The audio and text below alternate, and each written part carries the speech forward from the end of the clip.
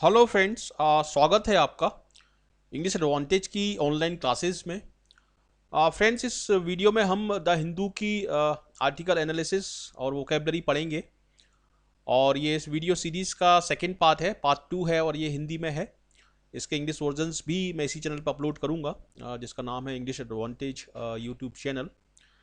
तो part one मैंने already upload कर दिया है, तो उसको भी आप देख लें। और ये पार्ट टू है और ये आपके सभी एग्ज़ाम्स के लिए बहुत ही ज़्यादा इंपॉर्टेंट रहेगा। सभी कम्पिटिटिव एग्ज़ाम के लिए, लाइक बैंक पीओ के लिए, आईबीपीएस के लिए, और इंश्योरेंस के डिफरेंट एग्ज़ाम्स हैं उसके लिए, यूपीएससी के लिए, एनडी और सीडीएस के लिए। तो चलिए शुरुआत करते हैं। लेकिन शुरुआत करने से पहले यहाँ मैं आपको बताना चाहूँगा कि ये वीडियो सीरीज़ का सेकेंड पार्ट है। और इसको यदि आप रेगुलर बेसिस पर देखते हैं और पूरे सारे वीडियो देखते हैं आप, तो आपको इन सेक्शंस में बहुत ही ज़्यादा फ़ायदा होगा। ऑलमोस्ट इंग्लिश का पूरा सेक्शन आपका कवर हो जाएगा इससे। रीडिंग कॉम्प्रिहेंशन में इससे हेल्प मिलेगी आपको, वोकेबलरी पार्ट में, सिनोनिम एंटोनिम्स में हेल्प मिलेगी। और चूंकि वोकेबलरी को मैं कॉन्टेक्स्ट के साथ समझाऊंगा, तो इससे आपको फिलर्स और क्लोज टेस्ट, इनमें डेफिनेटली बहुत हेल्प मिलेगी। और यदि कोई भी क्वेश्चन या कोई भी स्टेटमेंट या कोई भी सेंटेंस स्पॉटिंग एरर से रिलेटेड है, तो उसको भी मैं एक्सप्लेन करूँगा। तो डेफिनेटली आपका ये वाला पार्ट भी कवर होगा। पैरा जम्बल्स आपका कवर होगा, क्योंकि मैं बताऊंगा आपको कि किस वर्ड के साथ या किस सेंटेंस के साथ कौन सा सेंटेंस लॉजिकली यहाँ पर आ रहा है, तो उससे वो सेंस भी आपके अंदर डेवलप होगा। और सभी वर्ड्स का मैं प्रोनाउंसिएशन और इंटरव्यू के लिए बताऊंगा। तो उसमें जितने भी पॉइंट्स आएंगे आपको, वो इंटरव्यू में आपको हेल्प करेंगे और वर्ड्स को सही तरीके से प्रोनाउंस करने में हेल्प करेंगे, जिससे आपको इंटरव्यू में सफलता मिलेगी। और definitely descriptive English and general awareness का पार्ट भी आपका डेफिनेटली कवर होगा इससे। और डिस्क्रिप्टिव इंग्लिश के पॉइंट्स आपको मिलेंगे, आइडियाज़ मिलेंगे, तो उससे आप डिस्क्रिप्टिव इंग्लिश का पार्ट भी अच्छी तरीके से कर पाएंगे। और इस वीडियो सीरीज़ को यदि आप देखते हैं, तो आपका फियर ऑफ इंग्लिश है, इंग्लिश का जो डर है कम्पिटिटिव एग्ज़ाम में, वो काफ़ी हद तक दूर हो जाएगा, क्योंकि इसको बहुत डिटेल में मैं एक्सप्लेन आपको करूँगा। तो ये है एक पैरा, एक आर्टिकल है ये, और ये भी 9 अप्रैल 2017 का है, जो कि हिंदू में पब्लिश हुआ है। ठीक है, तो after UP slaughter houses rates, it's Dehradun next. तो ये इसका टाइटल है। इसका मतलब ये है कि आपने सुना होगा कि यूपी में स्लॉटर हाउसेस पर पुलिस ने रेड डाली थी योगी के इंस्ट्रक्शंस के बाद। जो स्लॉटर हाउसेस मतलब कत्ल खाने, जहाँ पर जानवरों को काटा जाता है और उनके डिफरेंट जो ऑर्गन्स होते हैं उनको फिर या तो एक्सपोर्ट किया जाता है या उनको यूज़ किया जाता है। उनके जो हुफ होते हैं, उनके जो टीथ होते हैं, उनका जो लेदर होता है, उसको यूज़ किया जाता है। तो यूपी के बाद अब जो टर्न है वो देहरादून का है, ये इसका मतलब है। और ये सब टाइटल है। इस टाइटल का मतलब है notice served on 7 abattoirs without licences. Abattoir भी हम स्लॉटर हाउसेस को ही बोलते हैं, ये वन वर्ड सब्सटीट्यूशन है। और नोटिस सर्व्ड मतलब उनको नोटिस इशू किए गए। तो ये सर्व वर्ड जो है, ये नोटिस के साथ भी आता है और इम्प्रिजनमेंट के साथ भी आता है। जब किसी को कैद हो जाती है, जेल हो जाती है, तो उसके साथ भी हम ये सर्व वर्ड लगाते हैं। तो ये वर्ड कॉम्बिनेशन आपको ध्यान रखना जरूरी है, और यही आपसे पूछे जाते हैं डबल फ्लस में और क्लोज टेस्ट में। तो इनकी नॉलेज होना आपको ज़रूरी है। अब मैं यहाँ से इसको पढ़ता हूँ और एक एक वर्ड का मैं आपको एक्सप्लेन करूँगा। इसको पूरा ध्यान से आप देखिए, पूरा ध्यान से सुने, आप इस वीडियो को बीच में स्किप ना करें, ये बहुत ही यूजफुल रहेगा आपके लिए। Following the crack down on illegal slaughter houses in Uttar Pradesh, the BJP government in neighbouring Uttarakhand also raided slaughter houses in Dehradun on Saturday and served notices on at least 7 persons for allegedly running illegal operations। तो ये 3 line का sentence है, काफ़ी कठिन sentence है। कठिन means complicated है थोड़ा सा। तो इसका मतलब क्या है? Following the crackdown. Following the crackdown का मतलब है कि क्रैकडाउन होने के बाद। फॉलोइंग का मतलब है कि इस चीज़ के बाद। ठीक है। और क्रैकडाउन क्या होता है? क्रैकडाउन एक कॉन्सेंट्रेटेड एफर्ट होता है पुलिस का, जिसमें वो काफ़ी सारे मेजर्स को अडॉप्ट करती है किसी भी एक्टिविटी को रोकने के लिए। छापा डालती है, लोगों को अरेस्ट करती है, नोटिस इशू करती है। तो इसमें काफ़ी सारी एक्टिविटीज़ आती हैं। क्रैक डाउन एक कॉन्सेंट्रेटेड एफर्ट होता है पुलिस की तरफ से। ठीक है। तो following the crack down on illegal slaughter houses in Uttar Pradesh, मतलब उत्तर प्रदेश में स्लॉटर हाउसेज थे, इलीगल जो स्लॉटर हाउसेज थे, जिनके पास लाइसेंसेस नहीं थे, उनके ऊपर जो क्रैकडाउन किया गया, उसके बाद क्या हुआ, इसमें ये बता रहे हैं। The BJP government in neighbouring Uttarakhand also raided slaughter houses in Dehradun. मतलब जो बीजेपी गवर्नमेंट जो नेबरिंग स्टेट उत्तराखंड में है, उसने भी देहरादून में स्लॉटर हाउसेस को रेड किया, वहाँ पर छापा मारा और Saturday and serve notice on at least 7 persons. और 7 पर्सन्स जो थे वो इलीगल पाए गए और उनको नोटिस इशू किए गए, सर्व किए गए। तो ये इसका मतलब है यहाँ तक, ठीक है, for allegedly running illegal operations. देखिए ये दो वर्ड आपने देखे होंगे, एक होता है अलेजिडली और एक होता है अलीज। तो अलीज जो है वो है आपका एडजेक्टिव, वो नाउन या प्रोनाउन को क्वालिफाई करता है, और अलेजिडली जो है ये है आपका एडवर्ब, ये या तो वर्ब को क्वालिफाई करेगा या किसी एडजेक्टिव को क्वालिफाई करेगा, ठीक है। तो अलेजिडली रनिंग का मतलब है कि ऐसा माना जा रहा है कि उनके जो ऑपरेशंस हैं वो इलीगल हैं। ये सही भी हो सकता है, गलत भी हो सकता है, लेकिन ऐसा तथाकथित रूप से माना जा रहा है।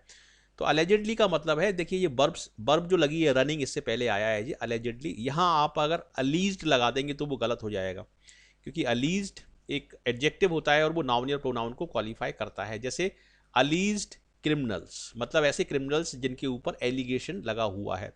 अलेजिडली जो होता है वो वर्ब के साथ आता है, देखिए यहाँ पर ये वर्ब के साथ लगा हुआ है।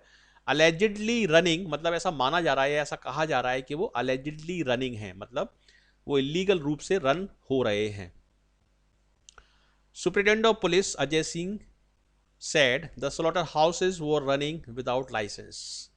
मतलब जो स्लॉटर हाउसेज थे वो they were running without licence, उनको बिना लाइसेंस के रन किया जा रहा था। ये पास्ट कंटिन्यूस टेंस है, दे वर रनिंग, ठीक है। We have given the slaughter houses owners 3 days to produce the required document. मतलब हमने स्लॉटर हाउसेस के जो ओनर्स हैं उनको 3 दिन का टाइम दिया हुआ है कि वो अपने डॉक्यूमेंट्स, यदि वो लीगल हैं, उनके पास लाइसेंस है, तो अपने प्रोड्यूस करें। तो यहाँ पर मैं 2-3 चीज़ें आपको समझाना चाहूँगा। देखिए स्लॉटर हाउसेस ओनर्स, इसको हम ओनर्स पढ़ेंगे, इसको हम ऑनर नहीं पढ़ेंगे। ऑनर का मतलब होता है रिस्पेक्ट, जिसकी स्पेलिंग होती है HONOUR। ये है ओनर, जिसका मतलब है मालिक, ठीक है। 3 day to produce the required document. जो डॉक्यूमेंट रिक्वायर्ड हैं, जो पुलिस को चाहिए डॉक्यूमेंट, उनके लिए स्लॉटर हाउसेस के ओनर्स को 3 दिन का टाइम दिया है कि वो अपने डॉक्यूमेंट्स प्रोड्यूस करें, अपने डॉक्यूमेंट दें। तो यहाँ पर आप ध्यान से देखें ये प्रोड्यूस वर्ड क्यों आया है। प्रोड्यूस का मतलब है प्रस्तुत करना, ठीक है। हालांकि उनको डॉक्यूमेंट देना है, लेकिन फॉर्मल वर्ड होगा कि वो डॉक्यूमेंट्स देंगे नहीं बल्कि प्रस्तुत करेंगे, तो इसलिए यहाँ पर ये आया है प्रोड्यूस द रिक्वायर्ड डॉक्यूमेंट। ये एक बहुत अच्छा वर्ड है, फॉर्मल वर्ड है। और जब किसी डॉक्यूमेंट्स को आप कोर्ट में आप जब देते हैं या सप्लाई करते हैं तो उसको हम प्रोड्यूस करना बोलते हैं, प्रोड्यूस द रिक्वायर्ड डॉक्यूमेंट, ठीक है। तो इसको भी आप समझिए। और यहाँ पर इसके बाद एक फ्रेज स्टार्ट हुआ है, फेलिंग विच, ठीक है। Fehling which strict action will be taken where the defaulters might have to serve an imprisonment of 6 months and pay a fine of ₹5,000। इसका मतलब यह है फेलिंग विच। फेलिंग विच का मतलब है कि 3 दिन का आपको टाइम मिला है, अपने डॉक्यूमेंट्स आप प्रोड्यूस करिए कोर्ट में और बताइए कि आप लीगल काम कर रहे हैं कि इलीगल काम कर रहे हैं। और यदि इस चीज़ में आप फेल हो जाते हैं, मतलब ऐसा आप नहीं कर पाते हैं, तो आपको एक डिफ़ॉल्टर माना जाएगा। ये जो वर्ड है इसको आप फाल्टर मत बोलिए या डिफ़ाल्टर मत बोलिए, इसको बोलिए डिफ़ॉल्टर, ठीक है। Strict action will be taken where the defaulter might have to serve. Might have to का मतलब है, माइट हम लगाते हैं प्रोबेबिलिटी के लिए और कैन हम लगाते हैं पॉसिबिलिटी के लिए। तो यहाँ पर प्रोबेबिलिटी है कि उनको इम्प्रिजनमेंट भी हो सकता है 6 महीने का, और उनको फाइन भी देना पड़ सकता है 50,000 रुपये का, या फिर कोर्ट उनको उनके ऊपर दोनों चीज़ें लगा सकती है, 6 मंथ का इम्प्रिजनमेंट या 50,000 रुपये का फाइन, या दोनों में से कोई भी एक चीज़, depending upon the severity of the crime. तो इसलिए यहाँ पर ये माइट वर्ड का यूज़ हुआ है, क्योंकि माइट हम लगाते हैं प्रोबेबिलिटी को शो करने के लिए। माइट हैव टू, ये कंपल्शन को हम दिखा रहे हैं, तो इसलिए यहाँ पर लिखा है might have to. On Saturday 7 persons were served notice. देखिए ये पैसिव वॉइस है, 7 persons वर सर्व नोटिस, मतलब सैटरडे को 7 लोगों को नोटिस दिए गए, ठीक है। पैसिव वॉइस में हमेशा कोई ना कोई एजेंट होता है जिसके द्वारा एक काम को अंजाम दिया जाता है या किया जाता है। तो ये जो एजेंट होता है ये हमेशा आपका ऑब्वियस भी हो सकता है और छुपा हुआ भी हो सकता है। जैसे ये वाला जो सेंटेंस है, वी आर द डिफॉल्टर्स, जैसे ये वाला सेंटेंस है, 7 पर्सन्स वर सर्व नोटिस। ठीक है, 7 पर्सन्स को नोटिस दिए गए, लेकिन किसके द्वारा दिए गए, ये अंडरस्टूड है, ये पुलिस के द्वारा दिए गए या कोर्ट के द्वारा दिए गए, टू बी प्रिसाइज। ठीक है, तो इसमें जो पैसिव वॉइस होता है, हमेशा कोई ना कोई एक एजेंट होता है जिसके द्वारा किसी काम को अंजाम दिया जाता है। और पैसिव वॉइस में हम पहले एक्शन को रखते हैं, और एजेंट जो होता है जिसके द्वारा काम को अंजाम दिया जाता है उसको हम हमेशा बाद में रखते हैं, क्योंकि वो अंडरस्टूड होता है। तो ये थोड़ा सा कॉन्सेप्ट मैंने पैसिव वॉइस का भी इसमें आपको समझाया। और यहाँ पर ये फॉर है, ये प्रपोजिशन है, तो इसके बाद हम रनिंग यहाँ पर करेक्टली यूज़ हुआ है, क्योंकि प्रपोजिशन के बाद हम जेरेंड फॉर्म यूज़ करते हैं। तो यहाँ पर ये रनिंग जो है या आईएनजी फॉर्म में है, ये एकदम सही है, ये करेक्टली यूज़ है, करेक्टली सही है मतलब। और यहाँ पर यदि आप फॉर रन कर देंगे तो वो गलत हो जाएगा। Slaughter houses which were allegedly in violation of the food safety and standard act 2006। ये सेंट्रल गवर्नमेंट ने food safety and standard act 2006 में इशू किया है। और ये जो स्लॉटर हाउसेज चल रहे थे यूपी में, ये माना जा रहा था, अलेजिडली थे, ये माना जा रहा था कि ये इस food safety and standard act 2006 का 6 को वायलेट कर रहे थे, उसका उल्लंघन कर रहे थे। ठीक है, इन वायलेशन ऑफ मतलब उस चीज़ का उल्लंघन कर रहे थे। The designated officer of the food safety and standard authority in Dehradun, Anuj Kumar Thapliyal set.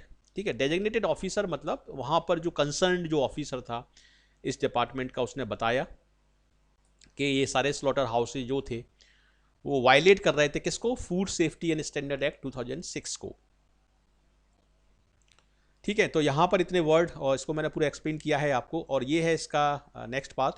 The teams that raided 3 areas in Dehradun had officials from the district administration. मतलब जिन टीम्स ने रेड किया देहरादून में, उनमें थे, ठीक है, ये हैड यहाँ पर होने के लिए आया है, ये हेल्पिंग वर्ब नहीं है, यहाँ पर ये होने के लिए आया है। जैसे I had a car in 2006 में मेरे पास कार थी, तो ये हैड यहाँ पर पोजेशन के लिए आया है, यहाँ पर ये हेल्पिंग वर्ब नहीं है, क्योंकि यहाँ पर हम रेगुलर वर्ब भी यूज़ नहीं कर रहे हैं।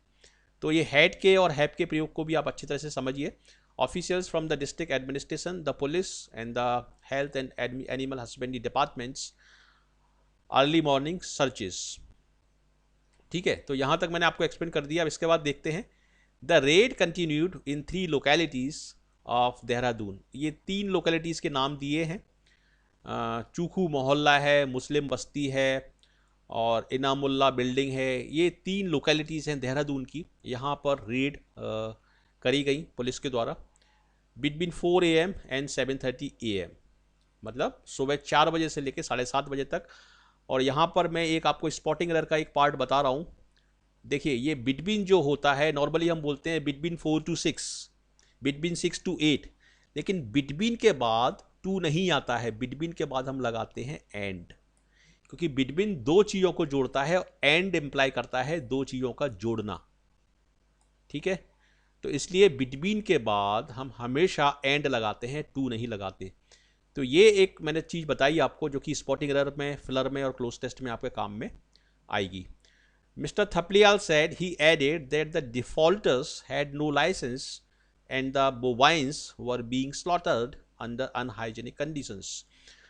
मतलब जो थपलियाल जो ऑफिसर था वहाँ पर, डेजिग्नेटेड ऑफिसर, उसने बताया कि डिफॉल्टर्स के पास कोई भी लाइसेंस नहीं था, और बोवाइंस को काटा जा रहा था अनहाइजीनिक कंडीशंस में।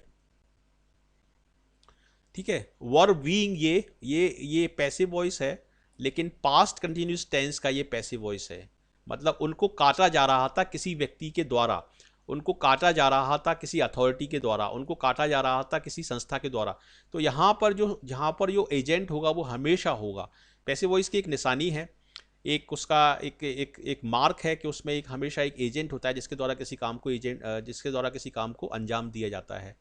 तो बोवाइंस वर बीइंग स्लॉटर्ड, मतलब बोवाइंस को काटा जा रहा था अनहाइजीनिक कंडीशंस में, और उनके पास लाइसेंस नहीं थे। बोवाइंस क्या होता है, बोवाइंस कैटल ग्रुप जो होता है, जैसे बुल है, ऑक्स है, बफेलो है, काफ है, ये जो ग्रेजिंग करते हैं, ये जो चरते हैं, कैटल ग्रुप का कोई भी एनिमल हो उसको हम बोवाइन बोलते हैं। तो स्लॉटर हाउसेस में कैटल ग्रुप के एनिमल्स को ही काटा जाता है, तो इसलिए यहाँ पर ये बोवाइन वर्ड का यूज़ हुआ है।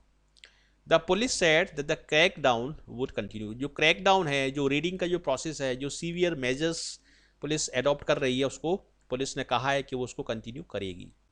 ठीक है, अब हम यहाँ पर वोकेबलरी रिवीजन और करेंगे एक बार, ताकि आपको ये वर्ड्स अच्छे तरीके से याद हो जाएं। अबेटॉयर, ये एक वन वर्ड सब्स्टिट्यूशन में आपको आ सकता है, एसएससी में ये बहुत इंपॉर्टेंट हो सकता है। ये स्लॉटर हाउसेस के लिए ही हम इस वर्ड को यूज़ करते हैं, अबेटॉयर। ठीक है, स्लॉटर का मतलब होता है उनका मर्डर करना, उनको काटना। और इसके लिए एक वर्ड और है, स्ले, SLAY, स्ले।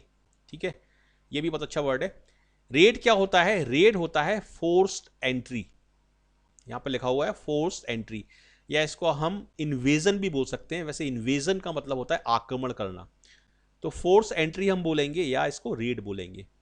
अब आ जाइए क्रैक डाउन पे। क्रैक डाउन क्या होता है? ऑन स्लॉट भी हम बोलते हैं इसको, और ये बेसिकली कॉन्सेंट्रेटेड एफर्ट्स होते हैं, ठीक है, पुलिस के, जिसमें रेड भी होती है, अरेस्ट भी करती है पुलिस, छापा मारती है, डॉक्यूमेंट्स के लिए बोलती है, दुकानें बंद करती है, उसको हम बोलते हैं क्रैक डाउन।